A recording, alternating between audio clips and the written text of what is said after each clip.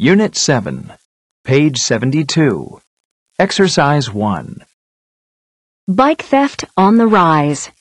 It's a bike rider's worst nightmare. You lock your bike and leave it, but when you come back, it's gone. Urban biking in the U.S. is increasing everywhere, but bike crime is too. In New York City last year, thieves stole about 60,000 bikes. Most people don't report bike thefts because the police rarely do anything. Serious crimes like murder and vandalism take up most of their time. Stealing bikes is easy, as filmmakers Casey and Van Neistat discovered. They made a movie that showed it was too easy to steal a bike in New York City. In the movie, Casey stole his own bike in various situations, and the police only stopped him once. We interviewed 2 victims of bike theft to find out what happened to them. Were they being careful when their bikes were stolen?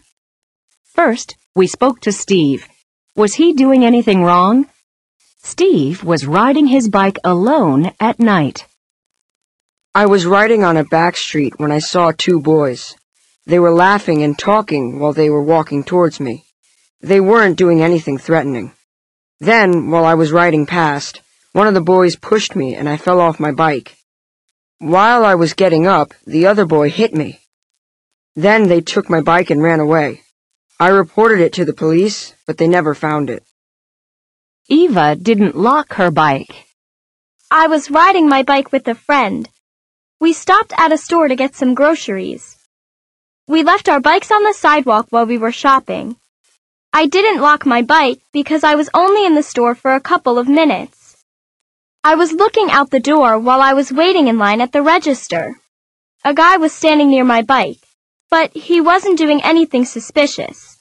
When I got outside, the guy was riding away fast on my bike. I ran after him, but he disappeared. I reported it to the police, but nothing happened. Make it hard for criminals. Don't ride alone at night. Lock your bike. Keep your bike indoors. Report thefts to the police. Unit 7, page 73. Exercise 4. A few weeks ago, I rode my bike to the sports center for basketball practice. I locked my bike to a post outside. While I was playing, I looked out the window. A guy was standing near my bike, but he wasn't looking at it. When I looked again, the guy was still there. He was doing something to my bike. I shouted and ran outside. He was running away with the front wheel of my bike. Unit 7. Vocabulary. Crime. Page 74. Exercise 1. Example. Robbery. 1, Burglary. 2, Pickpocketing. 3, Murder. 4, Mugging. 5, Vandalism. 6, Shoplifting. 7. Kidnapping. Unit 7. Vocabulary. Crime. Page 74. Exercise 2. Example. Robber. 1, Shoplifter. 2, Burglar. 3, Pickpocket. 4, Murderer. 5, Mugger. 6, Vandal. 7. Kidnapper. 7. Communication. At the police station. Page 76. Exercise 1. Can I help you? Yes, I want to report a crime. Okay. Let's fill out this crime report. What happened? A boy stole my wallet and my cell phone. Okay. I need a few details. Where were you? I was walking through Lincoln Park. I was going home from school. Lincoln Park. And then what happened? A boy stopped me. He had a knife and he asked me for money and my cell phone. What time did this happen? It happened at around 4:30 this afternoon. How much money was in your wallet? There was about $15 and my Metro card. What did the boy look like? He was about 16 or 17. He was wearing jeans and a black jacket. He was tall and he had short brown hair. He had a tattoo on his neck. Unit 7. Communication. At the police station. Page 76. Exercise 2. Can I help you? Yes, please. I want to report a crime. Okay, let's fill in this crime report. What happened? A girl stole my wallet. Okay, I need a few details. Where were you? I was on the number 65 bus. I was going home. I live on Carter Street.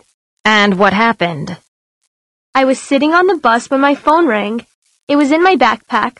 I took it out, and while I was talking, a girl sat down next to me. Where was your backpack? It was on my knee, and it was open. At the next stop, the girl stood up suddenly and got off the bus. I knew something was wrong, so I checked my backpack, and my wallet wasn't there. What time did this happen? It happened about an hour ago, at 6:15. What did the girl look like? She was short and slim, and she had blonde curly hair. She was wearing jeans and a gray hoodie. How old was she? She was about 16. How much money was in your wallet? About $20. 7. Skills. Reading. Page 79. Exercise 2. The founding of modern Australia. The story of Mary Wade. Mary Wade was born in London in 1777. Her family was very poor, and Mary was a street beggar and a thief. One day, while Mary was begging, she saw her friend Jane Whiting. Jane was a beggar too. The two girls decided to spend the day together. It was a day that changed Mary's life. While Mary and Jane were begging, they saw an 8-year-old girl. She was filling a bottle at a water fountain, and she was wearing expensive clothes. Mary and Jane offered to fill the bottle for the girl. Mary took the bottle, and she broke it. The little girl was very upset, but Mary and Jane had a plan. They told the girl that they had another bottle, and they asked her to follow them. Mary and Jane stole the little girl's clothes, and their plan was to sell the clothes and make some money. The police found the little girl's scarf in Mary's house and arrested her for theft. She went on trial. Mary was only 11 years old, but the judge sentenced her to death. At that time, the death penalty was the punishment for 160 crimes in Britain, including sheep stealing and pickpocketing. Mary was lucky. The authorities changed her death sentence to transportation to Australia. She traveled to Australia on a convict ship, the Lady Juliana. She was a servant to an Australian family when she was only 13. When she became free again, she met Jonathan Brooker. Mary had 21 children. One of her descendants, Kevin Rudd, became Prime Minister of Australia in 2007. 7. Skills. Reading. Page 79. Exercise 3. Between 1788 and 1868, Australia was a British penal colony. British prisons were full, so the authorities sent convicts to the colonies. The journey to Australia took 11 months, and conditions on the convict ships were terrible, and many prisoners died. Life in the penal colonies was very hard. The men built roads or worked in factories or on farms. The women and girls became servants. At the end of their sentences, many stayed in Australia. Every year, Australians remember the first convicts on January 26th, Australia Day. It's the country's national holiday, and it celebrates the arrival of the first convict ships in January 1788. Facts. Britain sent over 165,000 convicts to Australia. The oldest convict was 60, and the youngest 9 years old. About 22% of Australians have at least one convict ancestor. 7. Skills. Listening. Page 79. Exercise 4. I was in a shoe store with my mom yesterday. I was buying a pair of boots. I was waiting in line at the checkout counter to pay for them when I saw two girls walking quickly towards the door of the store. One of the girls was carrying a backpack. While they were walking through the door, the security guard stopped them. He asked to look in the backpack. One of the girls opened the backpack, and the security guard found 2 pairs of shoes. The 2 girls were shoplifters. The security guard took the 2 girls to an office at the back of the store, and the sales clerk called the police.